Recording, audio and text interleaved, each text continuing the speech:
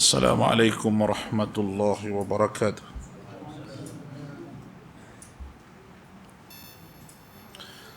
اللهم علمنا بما جهلنا.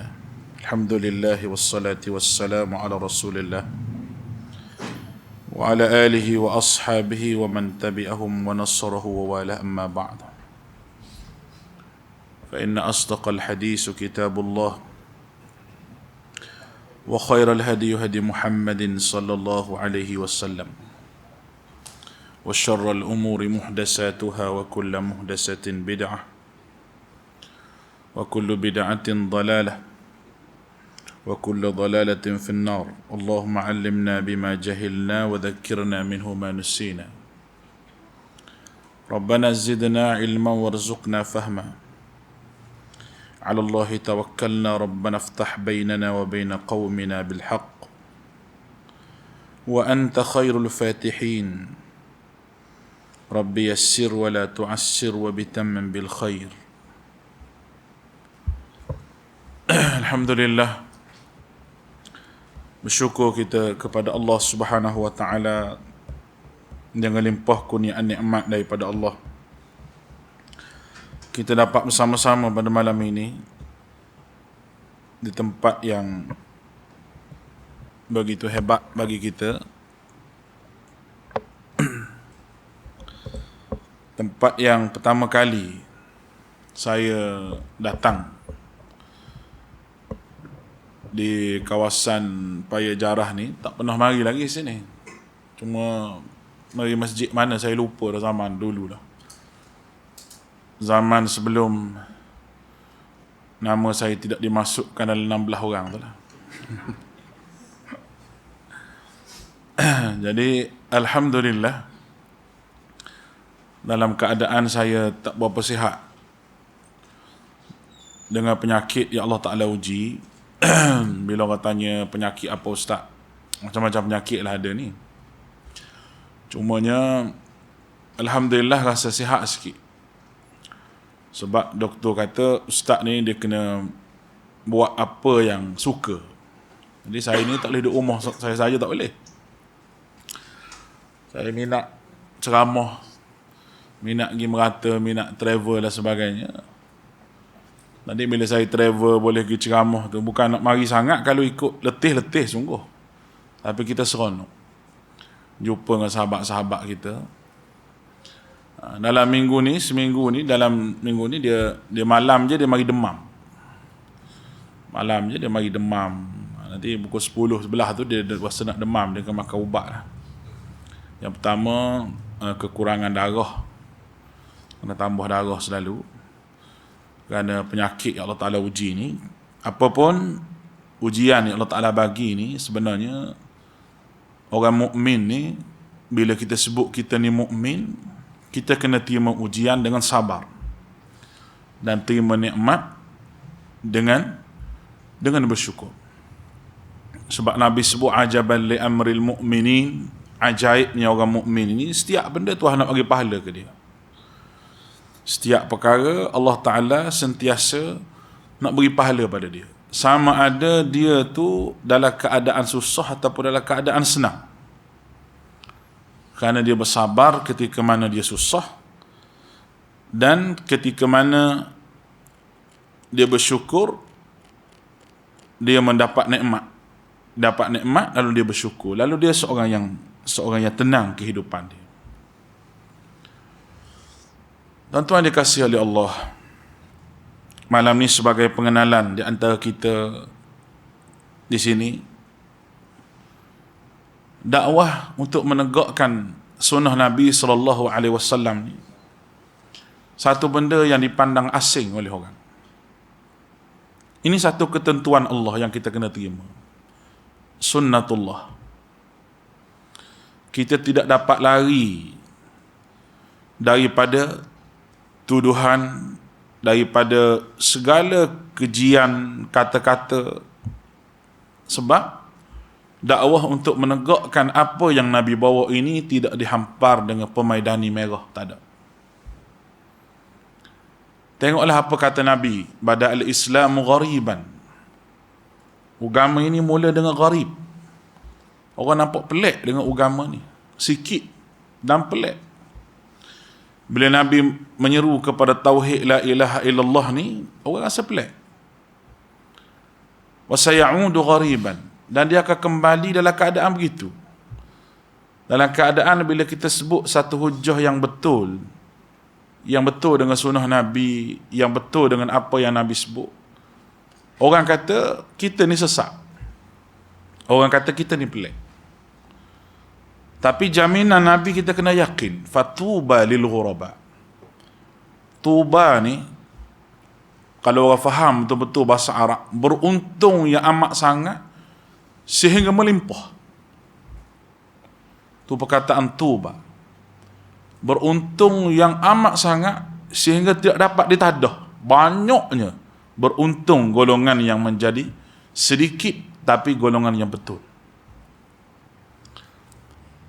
Kenapa kita yakin bahawa kita berada pada manhaj yang betul?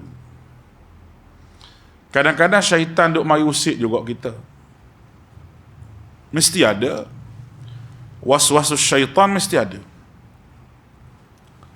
Kita yakin kita betul kerana kita mengaji dengan dibawakan hujah di hadapan kita. Itu yang besar. Kita tidak ada cerita dongeng, kita tidak ada cerita mimpi, kita tidak ada benda tu. Sehari dua ni orang sebut masalah sanad.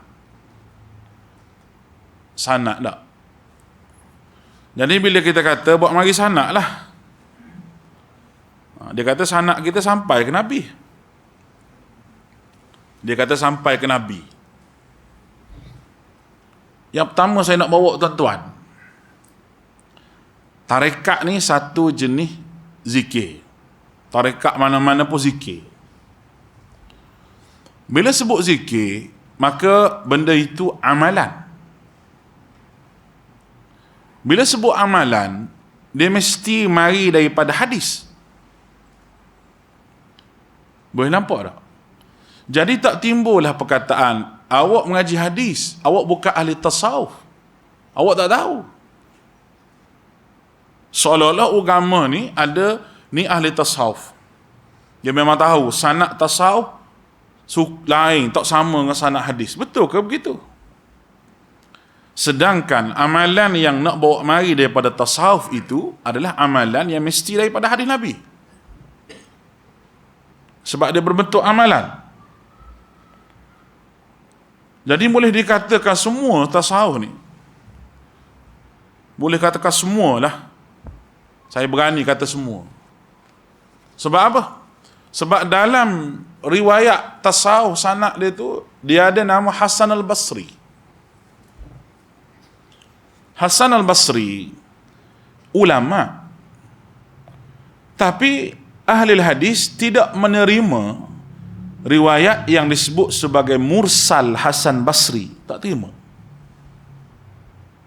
Dia baik, dia bagus. Sebab tu nilaian ulama hadis kepada seorang perawi ni dia berbeza. Orang ni baik, tapi dalam masalah ingatan dia ada masalah. Ada benda yang ditolak riwayat dia oleh kerana dia terlalu tua. Itu nilaian ulama dalam bab ni. Maka sanad tarekat ni dia putus dekat Hasan al-Basri. Tabi'ut tabi'in, sepatutnya ambil dengan tabi'in. Boleh faham tu? Macam mana boleh berjumpa dengan Sayyidina Ali di situ? Maka di situlah sanad tarekat terputus. Dalam apa jua tarekat sekalipun. Lalu dalam bab ini maka timbullah perkara yang nak selamatkan juga amalan-amalan tarekat ni. Kita kata boleh amalkan jikalau benda itu selari dengan hadis Nabi. Boleh amal. Tarekat apa pun kalau selari dengan hadis Nabi boleh amal. Itu benda yang kita kupas secara panjang. Sebab tu dalam perbincangan di antara Ustaz Salman dengan seorang lagi tu, dia tak boleh nak buat mari sanad. 3 orang yang disebut nama. Macam mana kita tekan dia? Macam mana boleh sedangkan waktu tarikh matinya berbeza? Kalau dia sebut juga, lagi teruk dia kena. Sebab 3 orang itu adalah menerima sanad di alam barzakh secara mimpi ataupun secara yaqazah. Lalu benda tu tak boleh jadi dalil. Nampak tak satu aliran tu? Satu aliran mimpi yaqazah. Mari pula hak Kelantan tu ada masalah, selok tiga tanya Nabi. Sama juga tu. Malah hak tu lagi teruk. Benda itu meruntuhkan kaedah hadis. Kalau kita nak terima lah, kita lapang dulu otak kita ni. Kita kata ginilah. Baiklah, kita percayalah cerita tu. Selok tabir tanya Nabi. Kita terima secara bodoh dulu. Nak main bodoh dia tu lah. Kita terima dulu. Lepas tu kita kata, kalau begitu kita kena pakai fatwa ulama Saudi. Dengan fatwa ulama Saudi. Semua Darul Ifta Mesir tak boleh pakai, Majma' Fatwa Dunia pun tak boleh pakai. Hanya boleh pakai fatwa ulama Saudi yang nama Usaimin, yang nama Bin Baz, yang nama Albani. Sebab mereka itu hampir dengan kubur Nabi, mereka bincang, kalau tak ada masalah apa, mereka selok tirai tanya Nabi. Tu semua ulama Saudi tahu awak kata Wahabi. Awak sanggup terima fatwa Wahabi? Kita tanya gitu. Tak apa ke sebut gitu sini? Tak apa tak? Nama orang marah. Tapi sebut dah tu minta maaf lah. Tapi nak suruh minda tuan-tuan tu terbuka sikit. Ini perkara yang menjahanamkan akidah. Sebenarnya menjahanamkan. Menuntuhkan ilmu. Tuan-tuan kata gitu, tak apa, kita terima dulu. Kita layan oleh punya tak cerdik dia tu. Kita kata gitu, kena terima.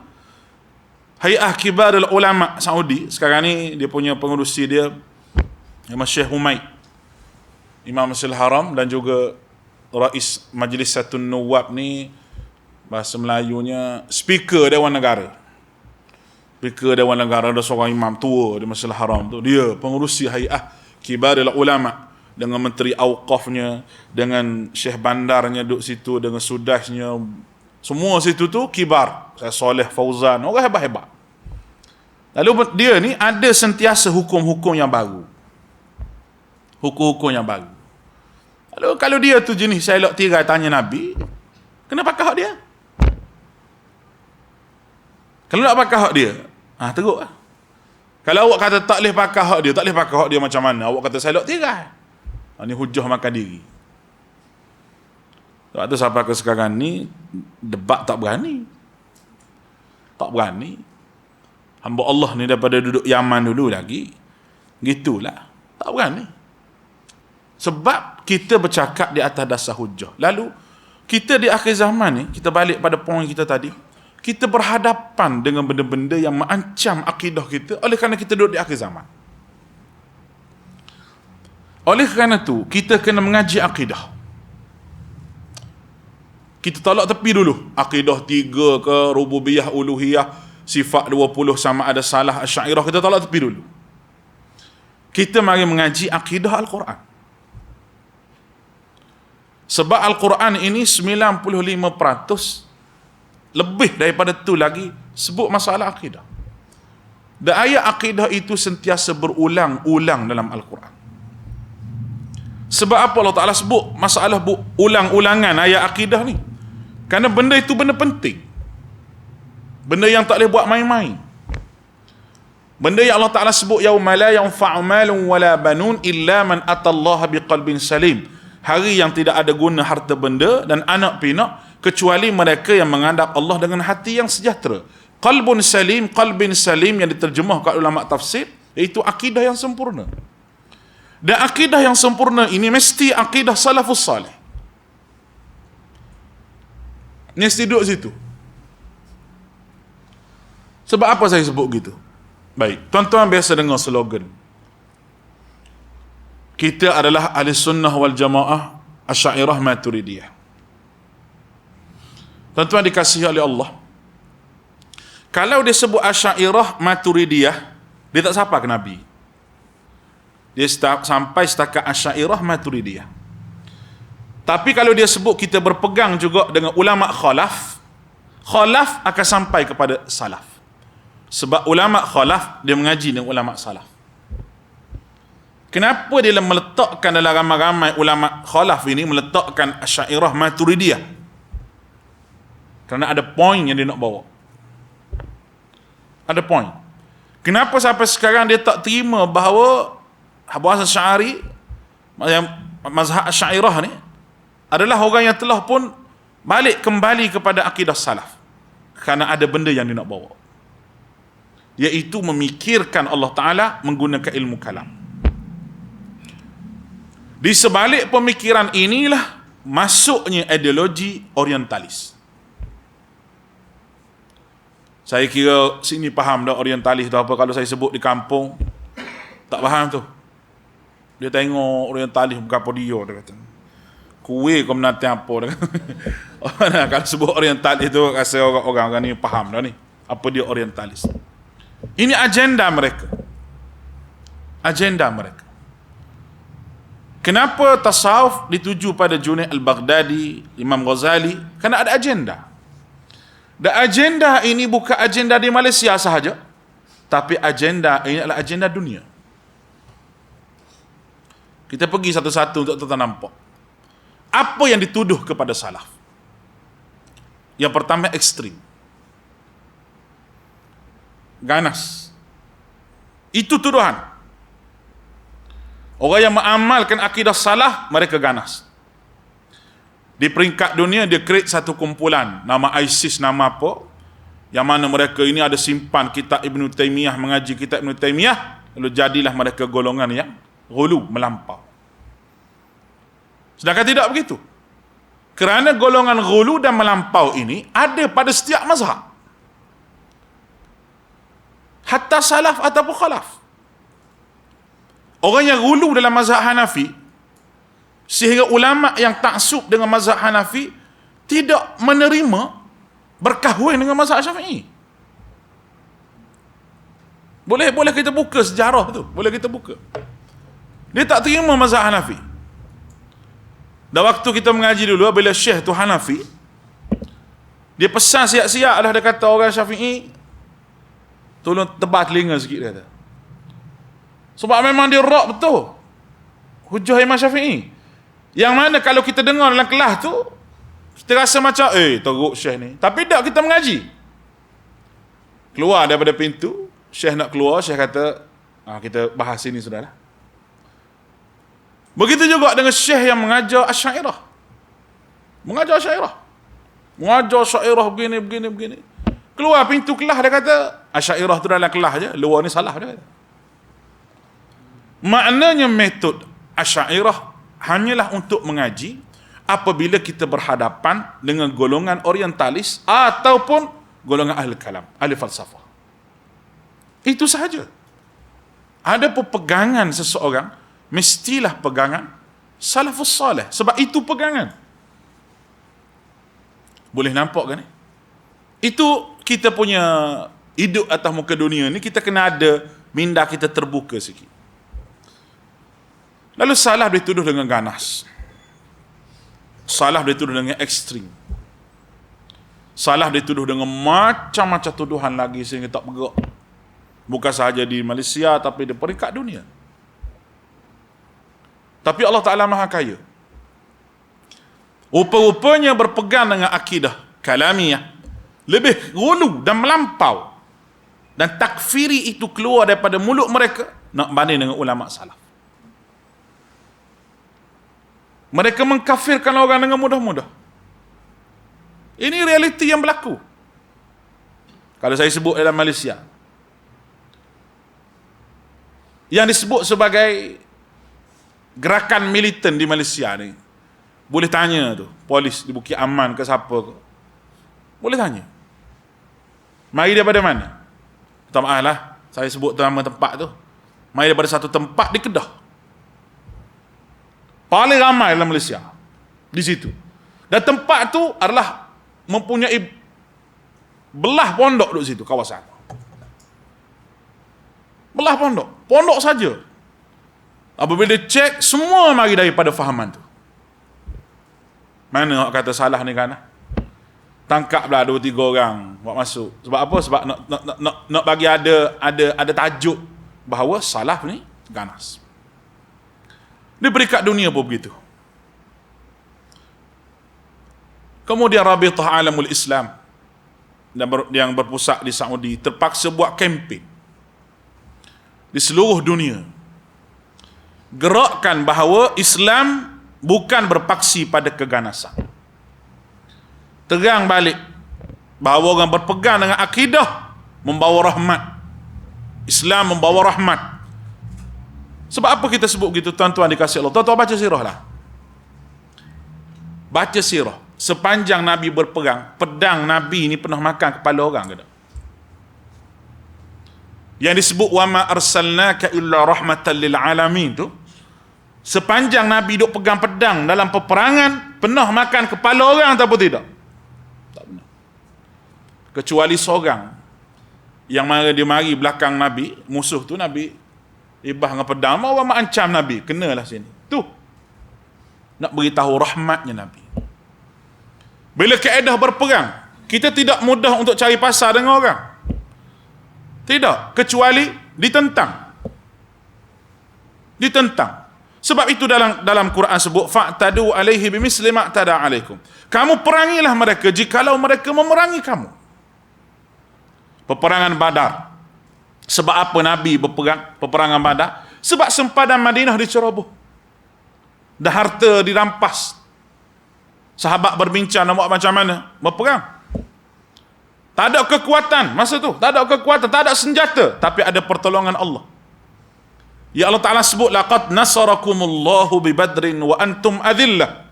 Sesungguhnya pada peperangan Badar. Laqad nasarakumullah. Pertolongan daripada Allah. Wa antum adillah. Pada ketika itu kamu menjadi golongan yang sedikit.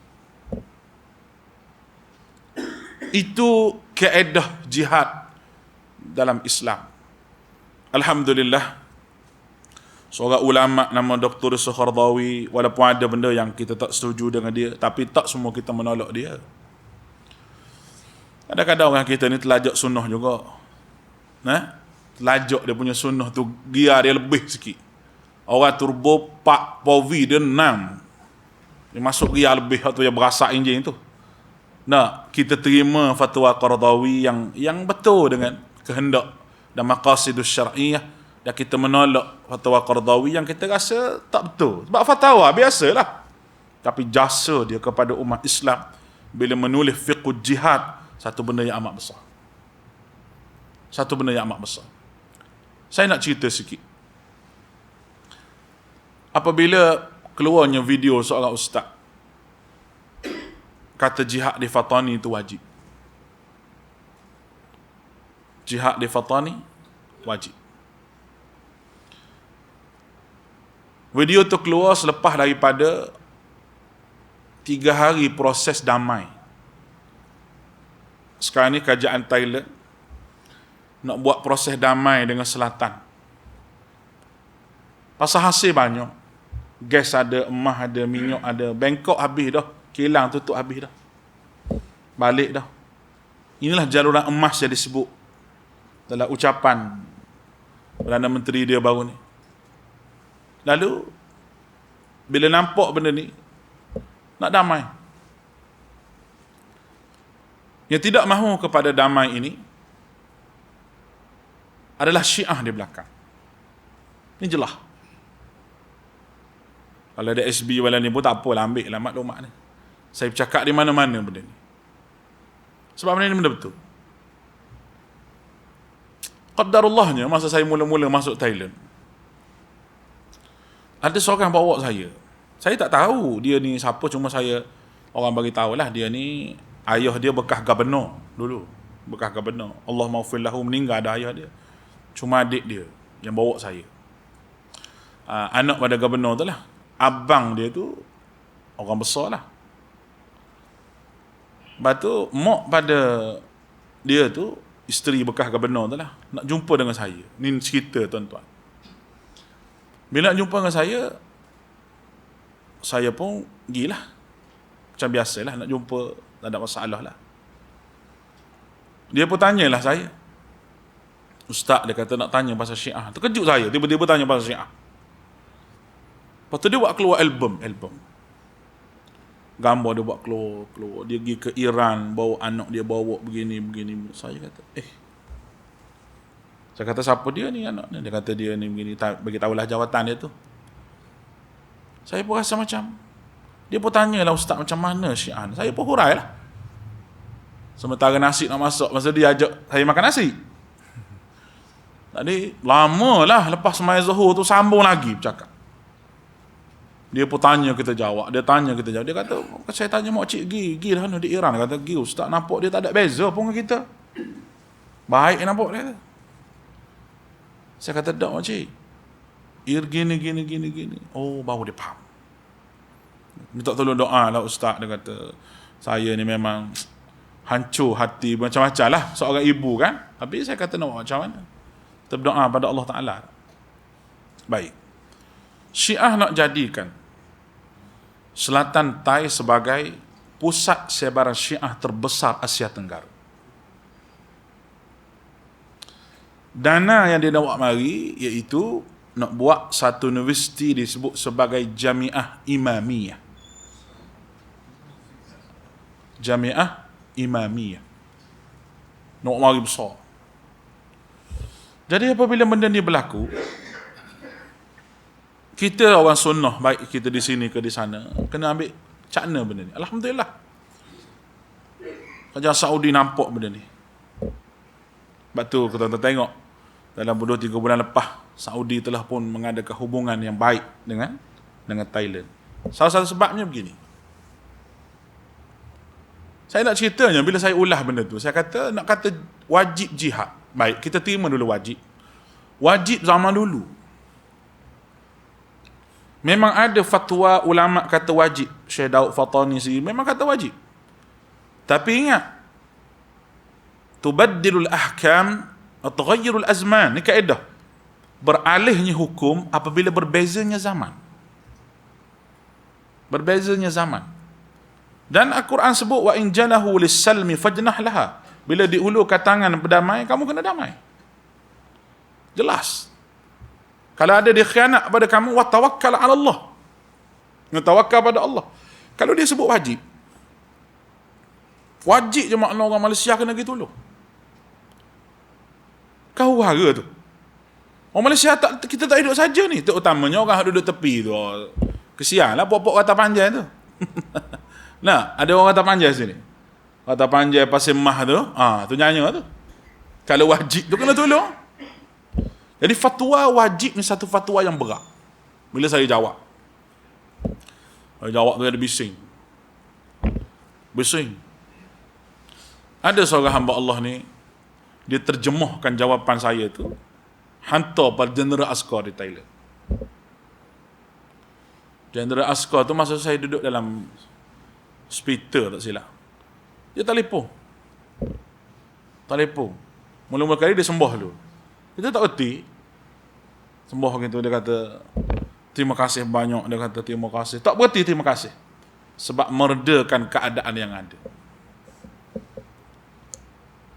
Lepas tu dia kata terima kasih banyak Ustaz. Sebab saya kata saya bukan jawab bagi mana-mana pihak bela kerajaan apa tidak. Tapi saya jawab soalan ini berdasar kepada apa yang ditanya oleh orang. Dan orang tu tanya mengikut kaedahnya tak betul, dan dia orang Malaysia, saya jawab kerana dia orang Malaysia. Orang tak apa Ustaz, tak apa. Ustaz nak mari sini tak apa. Kita escort lah. Kita bagi orang jaga semua siap, dia kata semua sekali. Kita kata, tak boleh pergi nikah lah kalau orang jaga. Atau bergurau je lah tu. Tapi nak sebutnya, itu fahaman ganas. Itu ganas. Dan benda ni, di Malaysia apa boleh berlaku? Akan ada golongan yang menghalalkan darah apabila kerajaan tak ambil tindakan kepada orang-orang yang bercakap mengarut berkenaan dengan agama. Yang pertama, kerana mereka ada golongan taksub menjadi pengikut mereka. Ada golongan taksub. Dan orang yang taksub ini sentiasa menyokong guru mereka walaupun guru mereka sebut apa pun. Sebab bagi mereka inilah guru.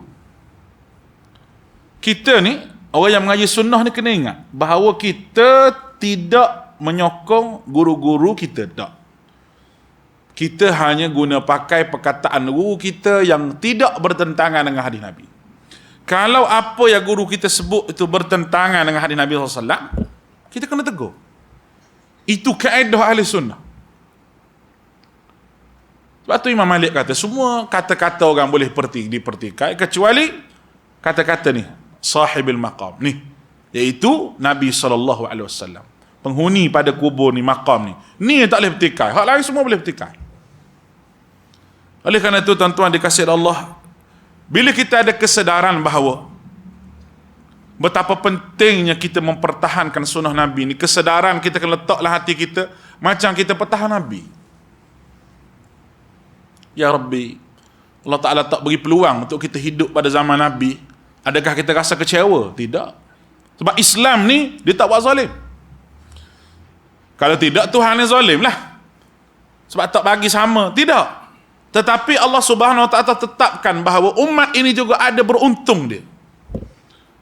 Man yuti'illaha wa rasulah, mana-mana taat pada Allah dan Rasul, fa ulaika alladzina an'ama Allah, mereka akan bersama dengan orang yang Allah Taala beri nikmat kepada mereka, minan nabiyyin was-siddiqin wasyuhada'i was-salihin, daripada golongan nabi, nabiyyin, siddiqin, syuhada' was-salihin. Semua itu adalah perkara yang disebut dalam Quran. Nak suruh kita ni rasa beruntung walaupun kita tidak pernah bertemu dengan Rasulullah sallallahu alaihi wasallam. Kita tak pernah bertemu Rasulullah. Mimpi pun tak pernah mimpi jumpa Nabi. Betul tak? Tak pernah mimpi jumpa Nabi. Tapi yang kita ada hanyalah kasih sayang kita pada Nabi. Itu je. Cinta kita pada Rasulullah. Kalau sahabat Nabi SAW, dia punya kasih sayang dan cinta pada Nabi SAW, sampai musuh tu dia nak apa panggil, tetak Nabi dengan pedang dalam peperangan Uhud, kena rantai di baju besi Nabi pakai, tercabut rantai itu, terpelanting, sakut di pipi Nabi ni, duduk di pipi Nabi, masuk di dalam. Seorang sahabat tu letak mulut ni di pipi Nabi, gigit besi tu sampai patah gigi. Kerana apa? Kerana Rasulullah SAW. Sahabat sanggup jadi perisai duduk depan Nabi, kena tombak, kena panah, dia kena dulu. Umat akhir zaman ini kadang-kadang dia rasa serabut bila orang tekan. Payah-payah kita ikut dia, ya Ustaz, senang. Payah-payah kita ikut macam dulu. Tidak. Kita bukan diberi nama sebagai orang yang berprinsip. Prinsip agama ni, Nabi, kalau Nabi nak ra'i dalam masalah akidah ni, Nabi orang pertama ra'i. Sebab telah ditawar kepada Nabi, Muhammad, hari ni mu boleh semayang Masjidil Haram, esok kami pula mu ikut kami. Tapi tidak berkompromi dalam masalah akidah. Tak boleh masalah akidah ni, tak boleh. Sebab masalah yang nak bawa jumpa dengan Allah Subhanahu Wa Ta'ala di hari akhirat, bukan masalah main-main. Ketika Nabi ditekan,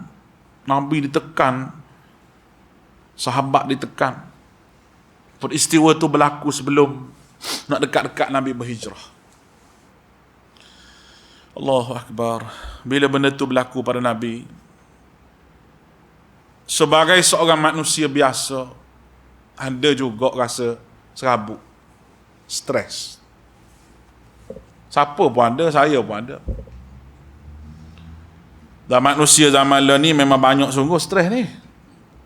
Sampai ada penyakit di hospital zaman ni yang paling banyak sekali lepas pada COVID ni, dia panggil apa? Anxiety dia panggil.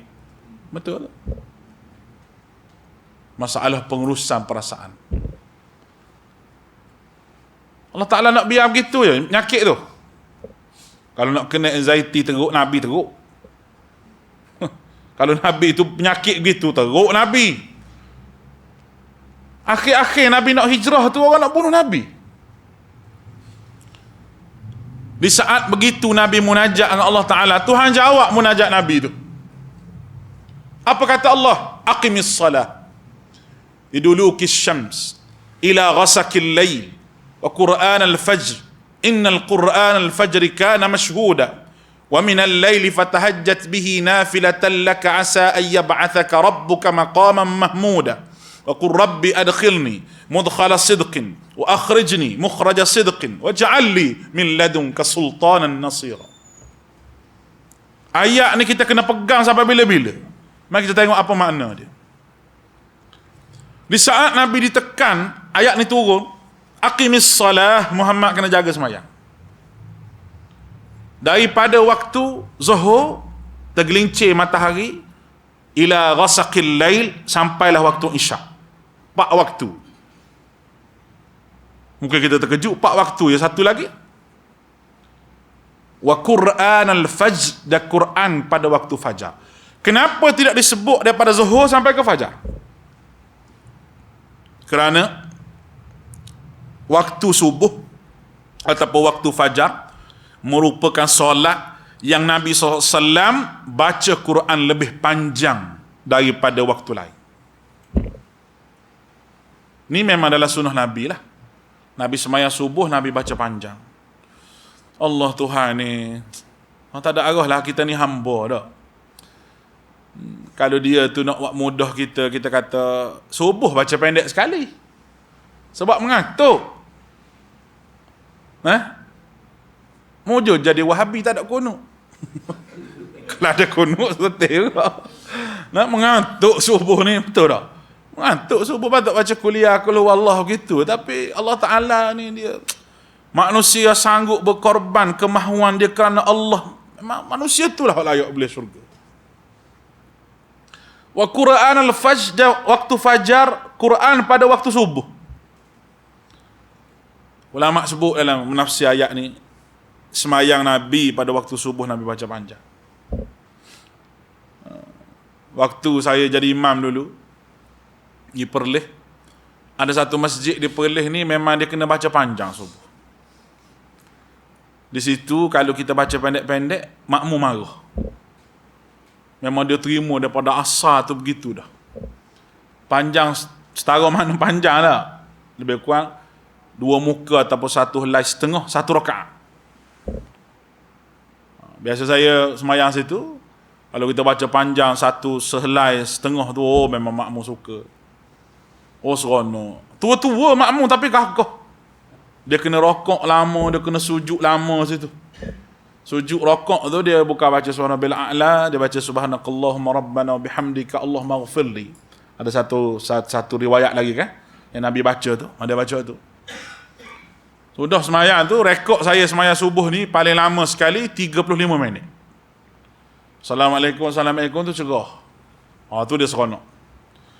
Kalau mari imam baca 10 minit, dia tendang dia. Dah lah mari dia kata. Sebab apa? Sebab masjid tu memang masyhur maya subuh baca panjang. Saya bertugas di Masjid Alwi tu, kita tengoklah kalau waktu subuh awal kita baca panjang. Kalau subuh lewat kita baca pendek sikit. Sebab apa? Sebab awak nak pergi kerja. Tengok atas keadaan lah. Tapi panjang sikit daripada waktu-waktu yang lain. Cuma riwayat Nabi baca panjang maghrib ni ada satu, masa sembahyang terakhir Nabi. Sembahyang terakhir Nabi sembahyang maghrib. Nabi baca surah Al-Mursalat. Nabi baca surah Wal-Mursalat. Itu semayang akhir Nabi. Nabi baca Wal-Mursalat. Semayang lain biasa Nabi baca Qul ya Qul huwallah pada semayang maghrib. Amat-amat pendek. Semayang isyak panjang sikit. Subuh lebih panjang. Makna kita kena jaga salat 5 waktu, Quran pada waktu subuh. Ni obat tak mau bagi stres. Anxiety lah apa semua lah. Jaga 5 waktu. Bila kita kata jaga 5 waktu, kita kena ambil semayang apa yang paling elok. Semayang yang paling baik iaitu semayang Jumaat. Sebab memang terang-teranglah hadis as-salatul jama'at tafdalus salatul fazzi bi 27 darajah. Semayang Jumaat lebih baik daripada semayang berseorangan dengan bi 27, 27. Dia panggil standard dia. Darajah ni bukan makna pahala. Standard dia. Makna standard tu lebih. Saya selalu buat contoh macam kita pergi hotel lah. Hotel 3 bintang kita kira dah. Hak jaga kaunter tu Cina tua. Tarik mata pun ada. Tahu lah ambil di kaunter. Remote pun ambil di kaunter je kau tak? Oh, tapi kalau kita pergi di hotel 5 bintang, 7 bintang tu, jaga pintu tu pakai kain belah. Kain dia belah daripada paha sampai ke bawah. Jalan ternampak betih. Lik lak. Oh, lik lak orang kita minat sungguh. Neleh piah tu haji. Tak kira sunnah ke bid'ah benda tu. Dah syairah ke salah ke, sekali turun tengok dulu. Nah, lepas tu dia pun buka pintu. Cik, sila masuk. Dia pun bagi air pada kita. Sebab apa? Standard dia, darajah dia lebih. Itu mudah untuk kita faham. Semayang jemaah gitulah. Kita kena ambil semayang yang jemaah. Dan sebab apa Quran pada waktu subuh? Innal Qur'an al-fajri kana mashhuda. Karena Quran pada waktu subuh itu disaksikan oleh para malaikat. Ya Rabbi. Rupa-rupanya orang baca Quran pada waktu subuh, malaikat dengar. Waktu lain, Allah Ta'ala tak sebut. Tapi waktu subuh ni, malaikat tumpang dengar. Ya Rabbi. Besar malaikat dengar ni, bukan sikit-sikit. Tapi kita malah Quran ni, betul. Kita banyak alasan Quran. Daripada tajwidnya, sampailah pada tafsirnya, malah. Orang boleh mati dekat dah tak tahu tafsir Quran. Tak kata teruk. Boleh mati dekat dah tak tahu syariat. Sebab tu kita kena mengaji benda ni. Tak boleh duduk saja kena mengaji. Ruang untuk mengaji tu ada. Alhamdulillah mari tempat tuan-tuan ni Maulana Hadi. Guru saya juga. Duduk kapung dengan saya dia duduk besuk. Sekarang ni saya balik pindah di besuk. Pagi-pagi kita pergi mengaji Abu Daud dengan dia. Ibnu Majah dengan dia. Pagi-pagi. Sebab apa kita kata kita pergi mengaji? Sebab bila kita pergi mengaji, input tambahan tu ada. Dan Maulana Masya Allah ilmu luas sungguh. Saya ni bahagian Quran dah. Takhasus Quran. Tapi bila dengar Maulana ni, benda tak pernah kita dengar. Saya jalan lain. Tamat jalan lain mengaji dulu. Tafsir jalan lain. Tapi tak ada apa. Pergi di Yaman. Mengaji tafsir juga. Tapi nak dapat sebagaimana, nak simpulkan Quran, nak beritahu pada orang awam. Itu kaedah. Dan kaedah itulah ada pada hamba Allah ni. Satu mutiara yang besar. Yang kita tak ambil manfaat rugi. Dalam Telegram pun ada, dia duduk mengajar. Sebelum daripada kita pergi daurah, nak pergi daurah tu nampak 50 hari nampak letih sangat kita. Tinggal kerja buat, tapi itulah pengorbanan. Sebab saya jumpa dah seorang yang meniaga, tinggal meniaga dalam 50 hari. Nekat dia tinggal rezeki pada anak bini dia, cukup makan 50 hari. Lepas habis daurah tafsir, dia boleh sanak, Allah Ta'ala bagi berlipat kali ganda lagi lepas pada itu. Sebab Al-Quran. Keyakinan kita pada Allah itulah satu benda yang cukup penting dan satu benda yang cukup besar. Sebab kita sanggup kerana Quran. Nabi ni sanggup berkorban sebab Quran lah tu. Sahabat sanggup pindah. Bukan pindah, hijrah. Hijrah makna tinggal. Kalau pindah, ada rasa nak balik semula. Hajara yuhajir ni mana tinggal. Tinggal terus. Mana kalau ada tanah di Mekah tu jual. Tanpa niat balik untuk pergi ke Mekah, duduk di Mekah, tidak ada. Itu disebut hijrah. Hijrah ni bukan pindah, tapi meninggalkan terus. Kenapa sahabat sanggup buat begitu? Kerana menyebarkan Al-Quran. Kita bagi buat alasan. Heran sungguh kau buat alasan dah. Saya ustaz umur tua dah, nak ngaji Quran lidah pun kerah. Lepas tu kita nak tanyalah, orang sebut begitu tu, tak kira lah dia tu salah ke khalah ke. Kita nak tanya dia, Allah Ta'ala buat turun Quran ke Nabi umur 4 tahun ke? Kau umur 6 tahun. Nabi umur 40 tahun. Nabi tak apalah kita kata. No, sahabat. 2, 3, 4 orang. Ada hak muda, ada hak kanak-kanak. Ada hak tua macam ayah Abu Bakar tu, umur 80 lebih. Tapi dapat Quran. Syaitan pun mari bisik, dia kata dia tak apa, orang Arab. Pandai juga syaitan bisik ni. Dia kata dia tak apa, orang Arab. Kenapa kalau orang Arab tahu Quran, reti Quran? Tak. Arab pun kena mengaji tafsir. Sebab bahasa Quran tu. Sebab bahasa Quran. Sebab kaedah Quran. Yang tak sama dengan kaedah lain. Ada tajwid yang cakap Arab, tak ada tajwid. Quran ada tajwid. Tapi malangnya orang Melayu ni, dia ambil tajwid saja. Allah sedih sungguh. Tajwid, duk mengaji tajwid puluh tahun. Daripada gigi ada sampai gigi pelesu. Nak betul kot sing tepau. Jatuh gigi pelesu atas Quran. Lari tu guru. Nampak ni? Dia main tu. Banyak rasa nak ambil Quran banyak. Tak ada. Dia main tu. Kenapa jadi gitu? Ditipu oleh syaitan. Ditipu oleh syaitan. Tak boleh mengaji tafsir, tak boleh tinggi sangat. Mari pula ustaz mengarut sebut gitu. Tak boleh mengaji tafsir, tak boleh tinggi sangat tafsir ni. Kita kena mengaji rendah-rendah. Bawah-bawah ni sudah. Menjadi fardu ain. Menyebabkan orang tinggal tafsir Quran. Hafal Quran. Bila nak hafal, jangan hafal. Kalau tak ingat berdosa. Oh, letih begitu. Tu Imam Masjidil Haram berapa kali tak ingat. Syekh Quran ada ni. Syekh Huzaifi Imam Madinah. Dia tak pernah lupa kalau kita pergi ke Mekah sebelum, tak pernah lupa dia Quran. Tuhan bagi ke dia. Tapi baru ni kita pergi lupa banyak. Dia jadi solat, saya duduk Madinah tu lebih kurang dalam lama juga 15 hari lebih. Oh, boleh kata ada dia lupa. Orang tua dia tak pernah lupa ni baca Quran. Imam-imam lain tu mari tasmik dengan dia, tapi dia lupa. Sebab apa? Faktor dia tua dah. Mungkin dia lupa. Tapi ada orang yang tak pernah, dia habis Quran 30 juzuk, dia tak pernah buka dah Quran lepas pada tu sebab dia ingat sungguh. Dr. Isa Al-Mi'sarawi nama dia, orang Mesir. Ketua lujnah hafal Quran dan juga qiraat di peringkat dunia.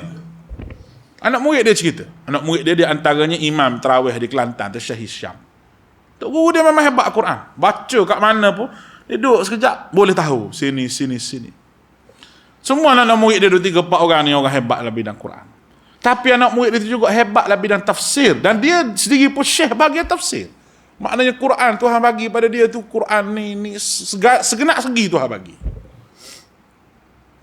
Ya Rabbi, orang kita tajwid tarannum. Itu. Ada orang mari kat saya, Ustaz, tolong ajar tarannum.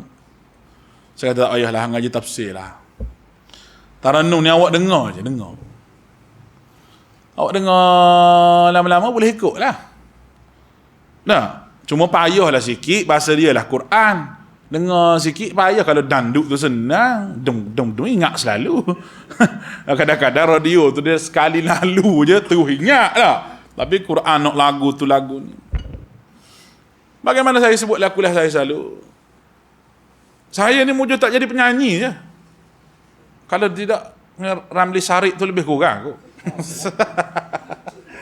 Dah. Nasib baik mok heret kot Quran. Mengaji lagu Quran dulu masa saya darjah 3, darjah 4. Allahu Akbar. Pergi kelas tarannum. Kita seorang-seorang budak-budak. Orang lain tu tua semua. Tua orang lain. Lalu kita kena bully bila pergi. Bully macam mana? Budak-budak baca kedian sikit dia kata. Biar orang tua dulu. Padahal kita mari awal. Nah, seorang baca kat setengah jam. Kali pukul 1 pagi baru kita baca. Mengantuk. Tok guru saya. Boleh siapakah hari ni nak lagu apa? Nahwan ke Bayati Husaini ke Nahwan Mahjasi kah Jaharkah. Boleh bawa semua. Tapi setakat tu je lah. Nak tahu makna Quran tu, ada. Saya rasa macam rugi. Saya pun ngaji tafsir. Rasa macam okey sikit. Bukan banyak sikit lah, banyak lah okey tu. Bila jumpa kaedah yang Maulana bawa, lagi okey. Sebab okey tu macam mana? Bila kita baca surah, kita nak sesuaikan lagu kita dengan surah yang kita baca. Bila kita pandai buat ni, baru ada ruh bila kita baca Quran. Rupanya kita dengar orang baca Quran dalam YouTube apa, imam-imam Masjidil Haram, kita dengar, oh gini. Dia alim. Profesor semua buat-buat tu. Doktor-doktor PhD semua, bila dia baca Quran dia faham tafsir, dia alunkan Quran itu dengan kefahaman dia sesuai dengan lagu. Orang Melayu tak tahu apa ni. Sebab ni minta maaf lah saya sebut. Sebab tu orang Melayu bila qori baca, azabun alim. Azab pada Allah. Dia kata toyib. Toyib kau apanya? Azab. Toyib di mana baik, dia kata. Allah toyib, Allah sedapnya. Sedap apa? Azab. Dia duk kira suara sedap tu. Lagu hak sedap tu. Kalau tak burdah banyak sikit lagi sedap. Dia tak ambil isi kandungan ayat tu. Ini jadi masalah. Lalu kita duk tahap tu lagi. Alhamdulillah ada kita panggil mujaddid bidah tafsir ni, bawa pergi kepada masyarakat. Tak ada sebab untuk dalam hidup awak tak tamat tafsir Quran, tak ada sebab. Ingat dah, tak ada sebab. Malaikat tanyalah kubur. Tuhan tanya akhirat. Kalau tak percaya malaikat tanya ke tak, mati dulu. Baru tahu malaikat tanya ke tak. Nak balik semula ke dunia tak boleh. Tapi nak beritahu bahawa ni apa yang ditanya oleh Allah Ta'ala. Sebab ini syariat kita. Sebab tu kita bersungguh dengan Quran ni. Majoriti orang yang mengaji tafsir Quran dan kefahaman yang betul, dia menolak syirik 100%.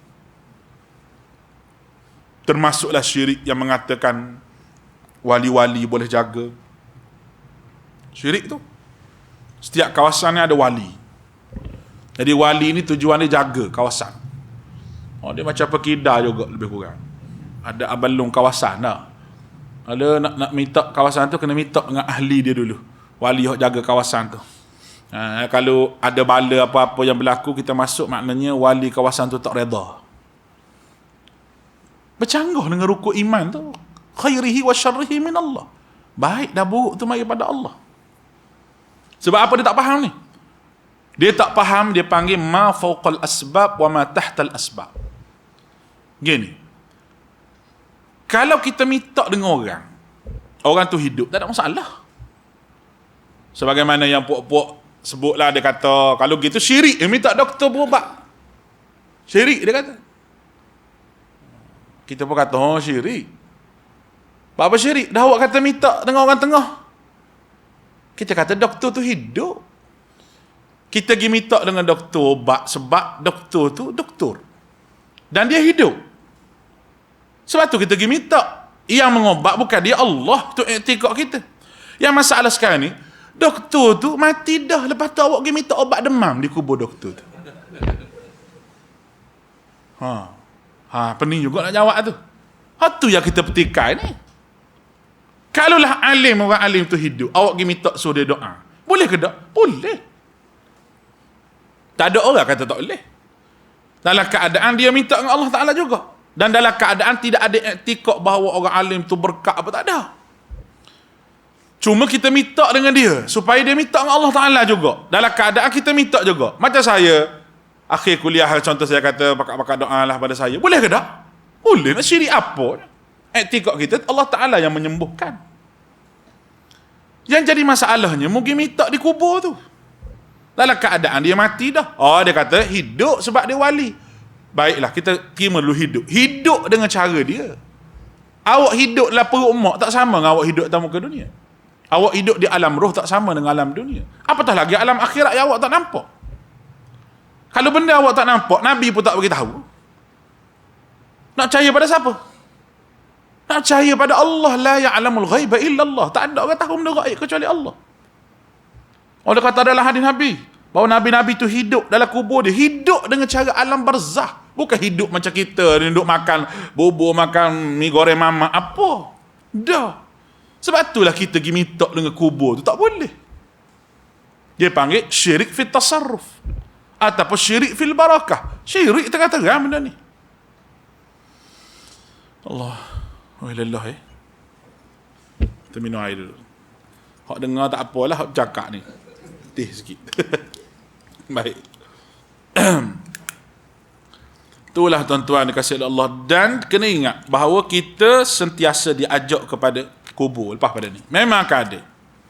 Bismillah. Bila marinya golongan daripada Yaman, mula-mula mari. Saya, sahabat 2-3-4 orang, kita bincang.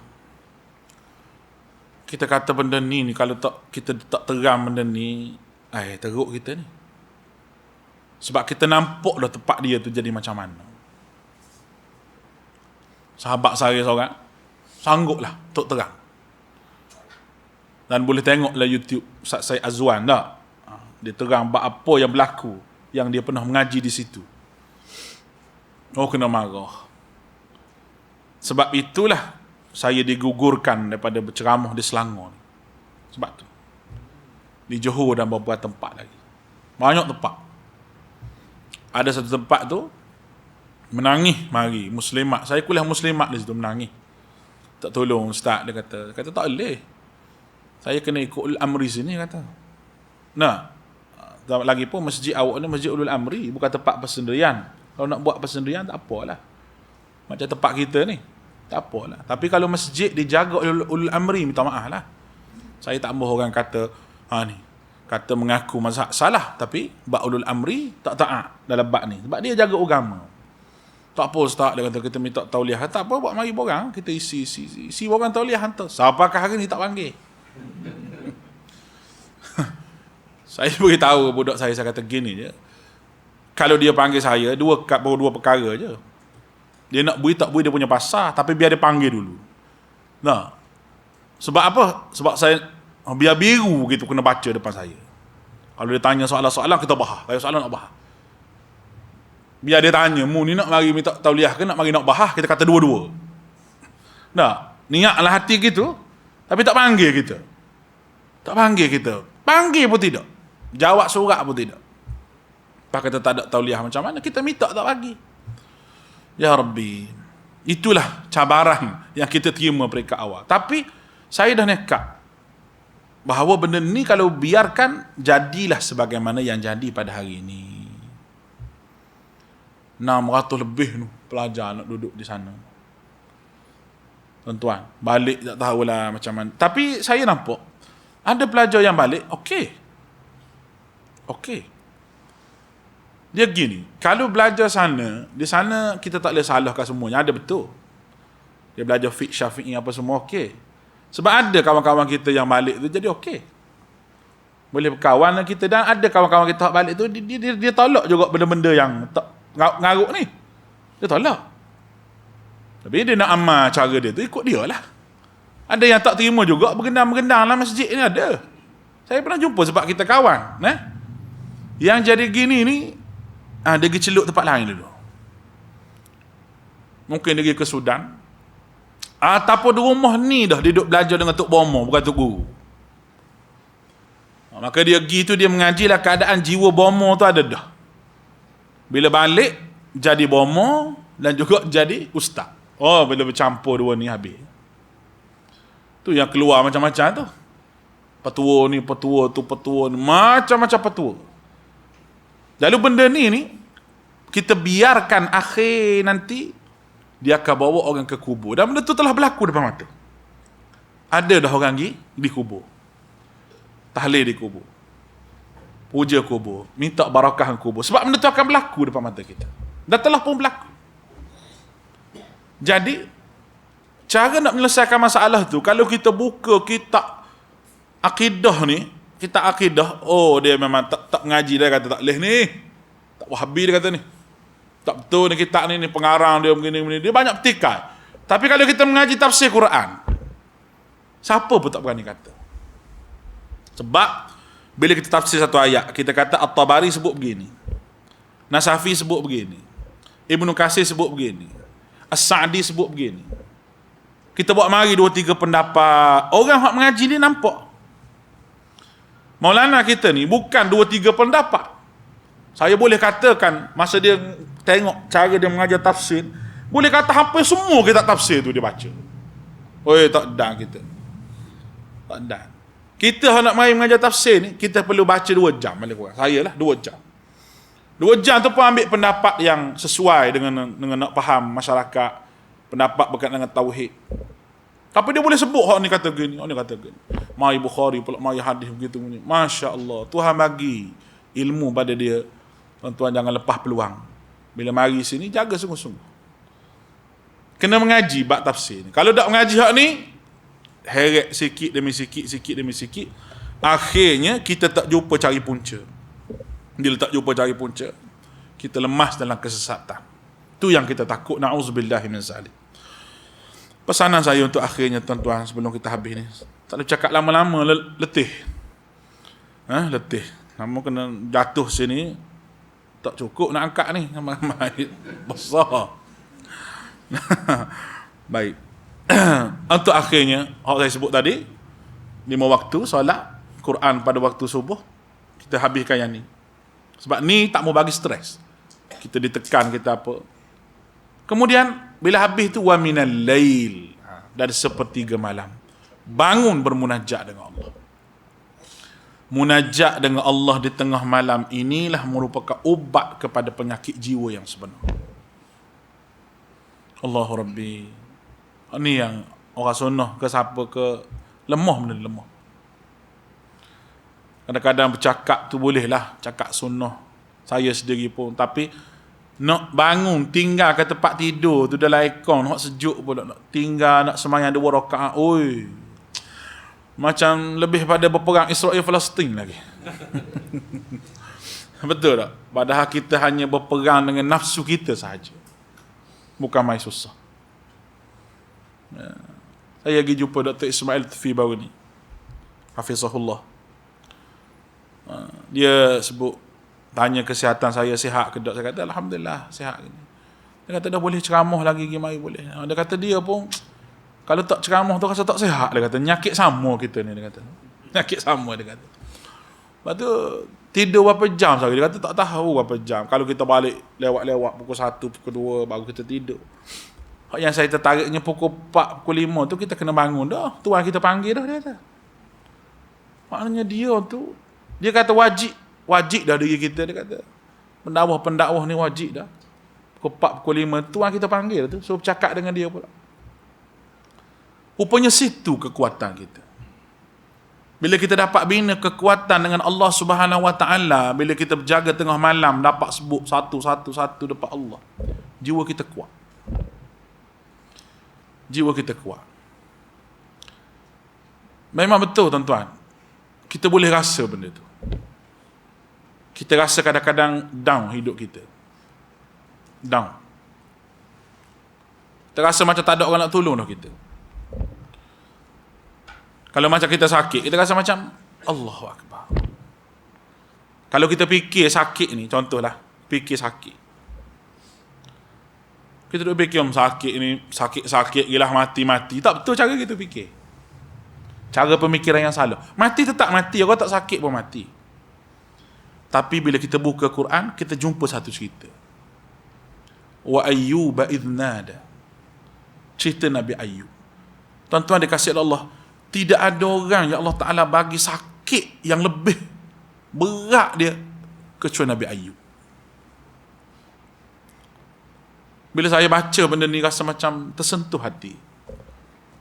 Sebab apa? Nabi Ayyub, dia kaya. Dia sakit, jatuh miskin. Dia ramai kawan. Dia sakit, kawan lari. Dia ada isteri. Dia sakit, isteri lari. Dia ada anak lari. Dia seorang-seorang. Kita letak atas diri kita. Kita sakit. Ada kawan. Kalau kira mesej tu tak larat nak jawab. Betul tak tuan-tuan? Bunyi je sahabat kita masuk grup, oh dia nak sakit, saya doakan awak sihat, saya doakan, doa. Penuh mesej tak ada nak jawab. Sebab kita sakit. Kadang-kadang kita rasa habislah aku sakit, nak buat apalah. Syaitan sebenarnya. Tapi Nabi Ayyub alaihissalam, dia sakit sampai tahap isteri lagi. Allah, kita sakit berat, isteri tak lari. Betul tak? Tak lari. Saya ni duk sakit, isteri tak lari. Berasa nak tambah lagi ada lah. Tak lari isteri. Ada rekod ke? Marah ke baik. Tidur luar dah masa. Ya Rabbi. Tapi Nabi Ayyub, isteri lari. Apa Nabi Ayyub sebut? Rabbi inni massani yaddur wa anta arhamur rahimin. Tahadamlah betul-betul doa ni.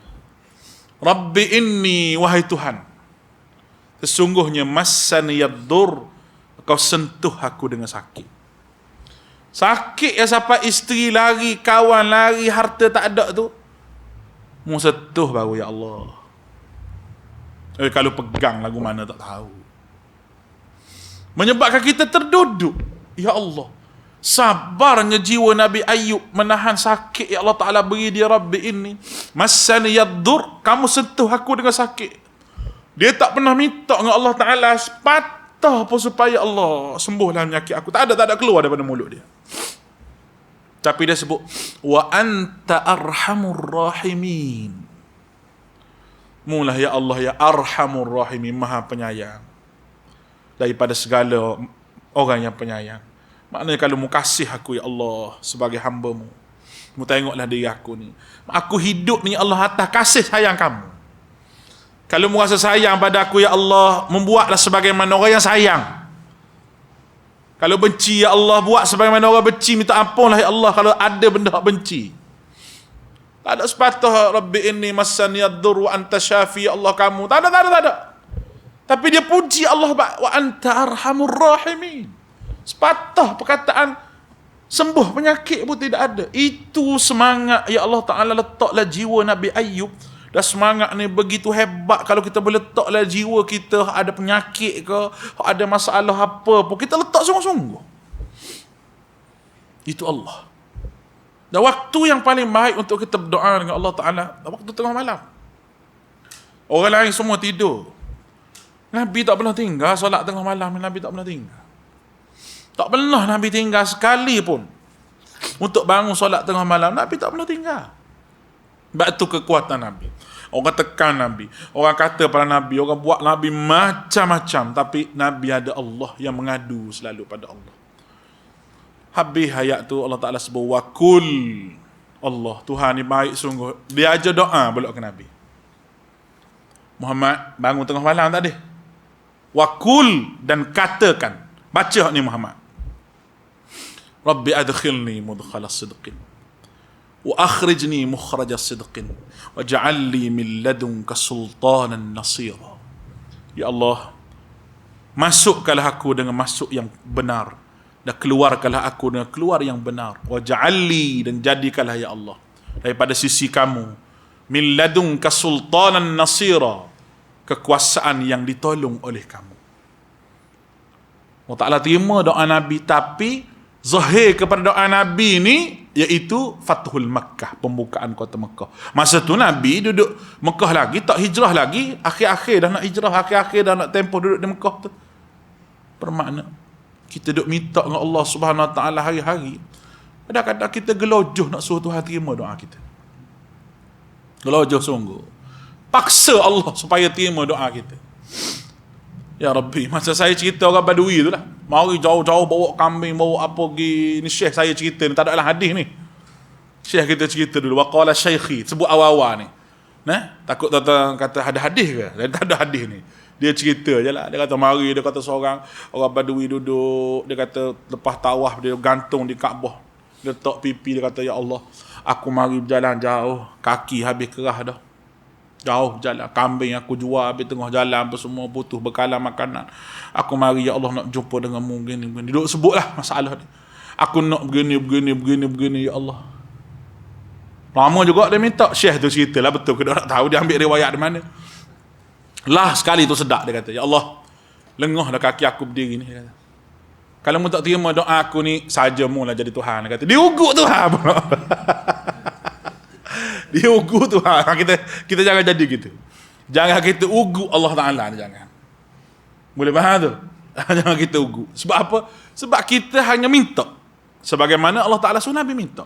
Dan ingat, bila ayat Quran sebut waqul, dan lepas pada waqul tak ada doa, tu dia panggil doa mustajab. Waqul rabbirhamhuma kama rabbayani saghira.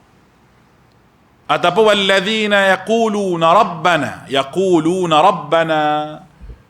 Semua tu lepas yaqulu waqul, terutamanya waqul rabbi zidni ilma, waqul rabbirhamhuma kama rabbayani saghira. Tu semua Allah Ta'ala ajar kepada Nabi sendiri.